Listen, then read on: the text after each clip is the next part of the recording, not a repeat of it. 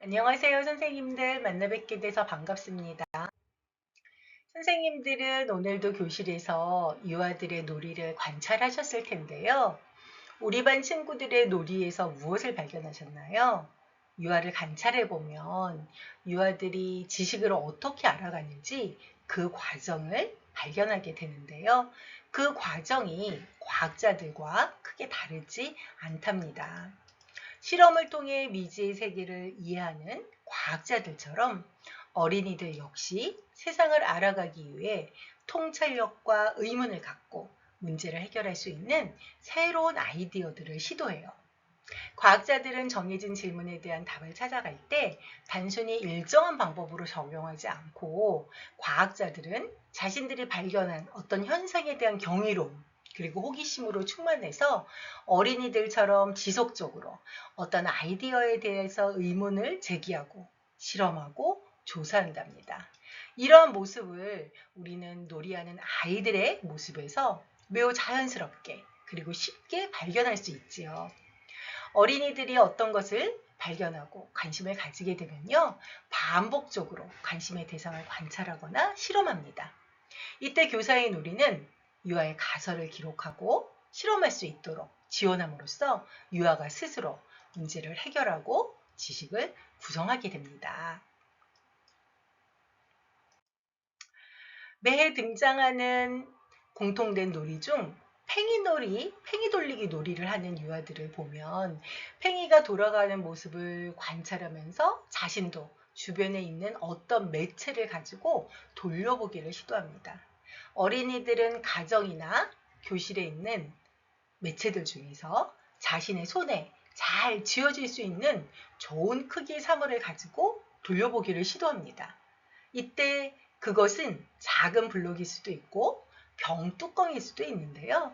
아이들은 그것을 가지고 교실의 바닥과 하나가 되어 돌리기를 무수히 시도합니다. 선생님들의 교실에서도 아마 이런 아이들을 본 적이 있을 거예요. 이 과정이 바로 유아들이 돌리기 실험을 하고 있는 것입니다. 하지만 어떤 선생님들은 깊이 있는 관찰을 하지 못해서 유아들이 왜 매일 같은 놀이를 하는지 고민을 하기도 합니다.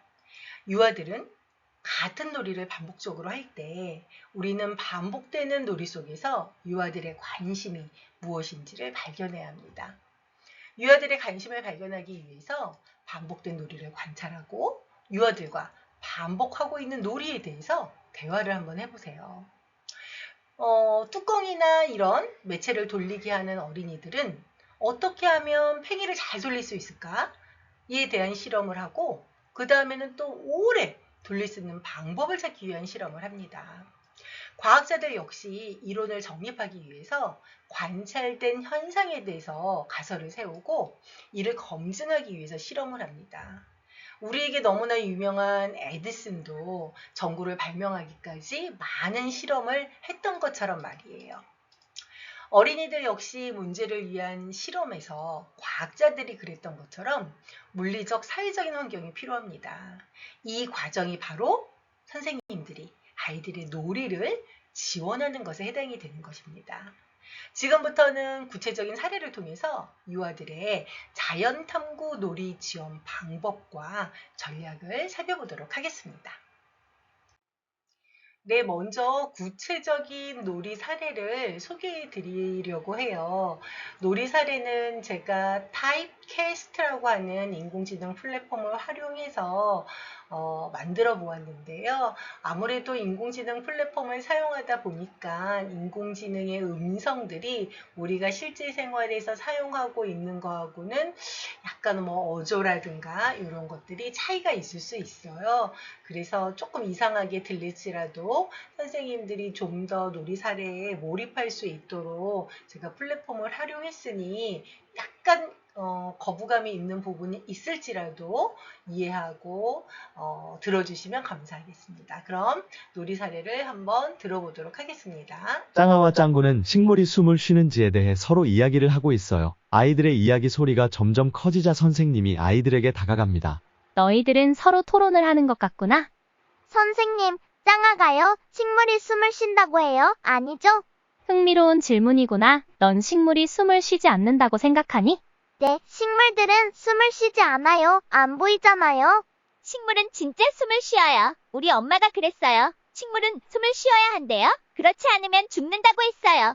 식물들은 숨을 쉬지 않아요. 어떻게 하면 식물에게 공기가 필요한지 아닌지를 알 수 있을까? 식물에게 담요를 덮어봐요. 그런 다음 담요를 벗기면 아마 죽어 있을 거려.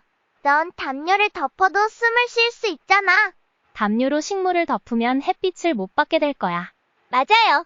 선생님이 너희들에게 식물 2포기를 갖다 줄게. 우리 그걸로 실험해보면 어떨까? 너희가 식물에게 물과 빛을 줄 수 있어. 한쪽에는 공기를 주고 다른 쪽에는 공기를 주지 않을 수도 있단다. 선생님께서 식물 2포기, 물, 병 그리고 뚜껑을 짱아와 짱구에게 가져다 줍니다. 아이들은 교사의 지원으로 뚜껑이 없는 병과 뚜껑이 있는 병에 각각 식물을 담고 실험을 준비합니다. 그리고 관찰일지 2권을 과학 영역으로 가져옵니다. 자, 이제 어떤 일이 일어날지 너희들이의 가설을 적어볼까? 가설이란 사물이 어떻게 될지를 짐작하는 거란다. 좋아요. 난 뚜껑이 있는 병에 식물이 갈색으로 변해 죽을 거라고 적을래요. 아이들은 자기 나름의 글자로 예측하고 있는 내용을 기록합니다. 그리고 선생님은 아이들에게 매일 식물을 관찰하고 비교하도록 격려했습니다. 며칠이 지나자 식물들은 노란색으로 변했고 뚜껑이 있는 병 속의 식물에는 갈색 반점이 생겼습니다. 그리고 한 달 후, 선생님, 보세요. 둘 다 죽었어요. 무슨 일이 일어난 것 같니? 내 생각에는 식물을 잘랐을 때 죽은 것 같아요. 너의 생각을 관찰일지에 적어볼까?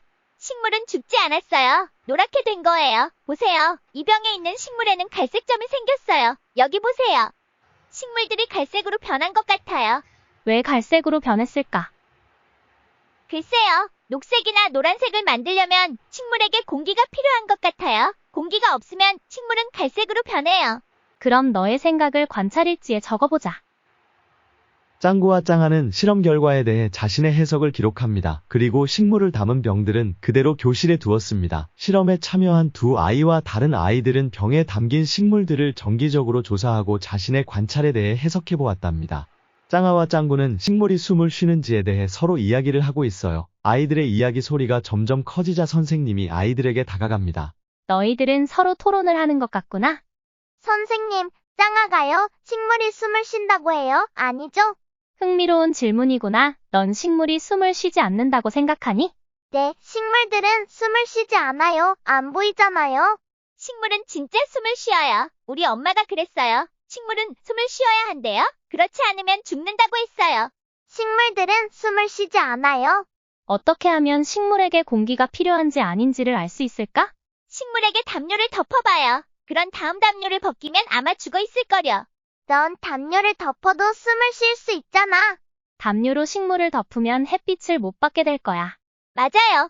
선생님이 너희들에게 식물 2포기를 갖다 줄게. 우리 그걸로 실험해보면 어떨까? 너희가 식물에게 물과 빛을 줄 수 있어. 한쪽에는 공기를 주고 다른 쪽에는 공기를 주지 않을 수도 있단다. 선생님께서 식물 2포기, 물, 병 그리고 뚜껑을 짱아와 짱구에게 가져다 줍니다. 아이들은 교사의 지원으로 뚜껑이 없는 병과 뚜껑이 있는 병에 각각 식물을 담고 실험을 준비합니다. 그리고 관찰일지 2권을 과학 영역으로 가져옵니다.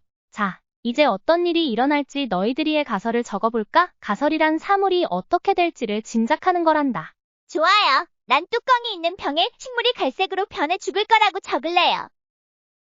아이들은 자기 나름의 글자로 예측하고 있는 내용을 기록합니다. 그리고 선생님은 아이들에게 매일 식물을 관찰하고 비교하도록 격려했습니다. 며칠이 지나자 식물들은 노란색으로 변했고 뚜껑이 있는 병 속의 식물에는 갈색 반점이 생겼습니다. 그리고 한 달 후, 선생님, 보세요. 둘 다 죽었어요. 무슨 일이 일어난 것 같니? 내 생각에는 식물을 잘랐을 때 죽은 것 같아요. 너의 생각을 관찰일지에 적어볼까? 식물은 죽지 않았어요. 노랗게 된 거예요. 보세요. 이 병에 있는 식물에는 갈색 점이 생겼어요. 여기 보세요. 식물들이 갈색으로 변한 것 같아요. 왜 갈색으로 변했을까? 글쎄요. 녹색이나 노란색을 만들려면 식물에게 공기가 필요한 것 같아요. 공기가 없으면 식물은 갈색으로 변해요. 그럼 너의 생각을 관찰일지에 적어보자. 짱구와 짱아는 실험 결과에 대해 자신의 해석을 기록합니다. 그리고 식물을 담은 병들은 그대로 교실에 두었습니다. 실험에 참여한 2아이와 다른 아이들은 병에 담긴 식물들을 정기적으로 조사하고 자신의 관찰에 대해 해석해 보았답니다. 네, 네.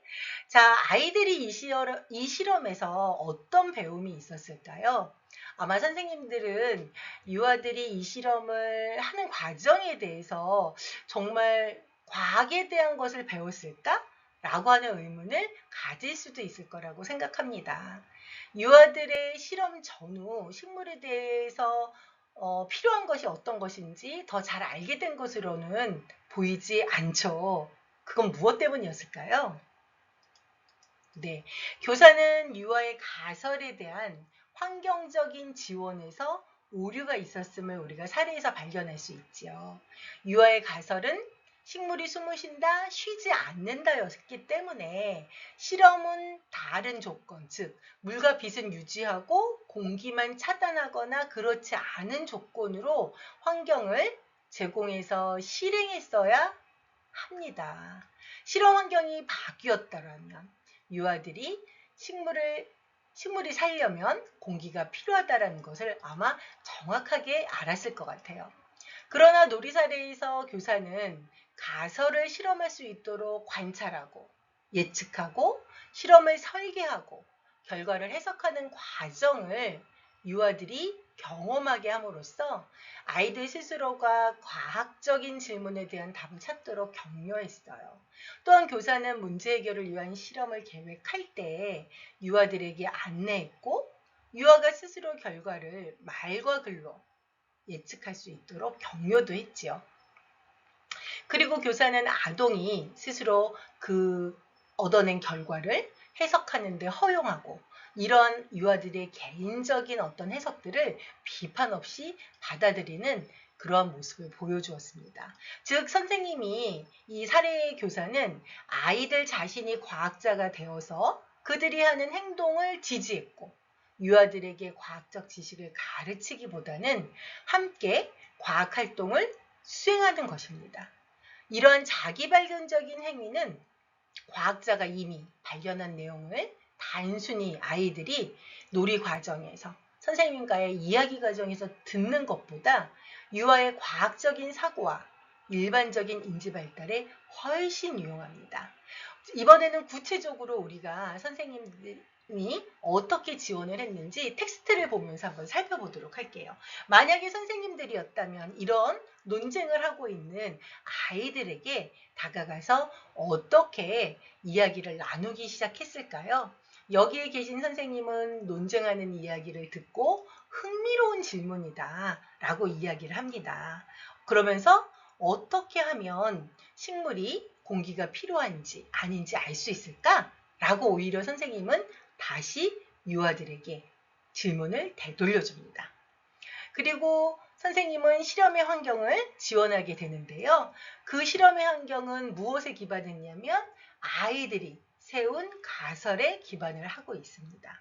그리고 아이들은 처음에 가설은 담요를 덮는 것이었잖아요. 그런데 선생님이 조금 도움을 주어서 실험의 환경을 변경시켜주게 됩니다. 이러한 상호작용의 유형이 비계 설정하기에 해당이 될 수 있습니다.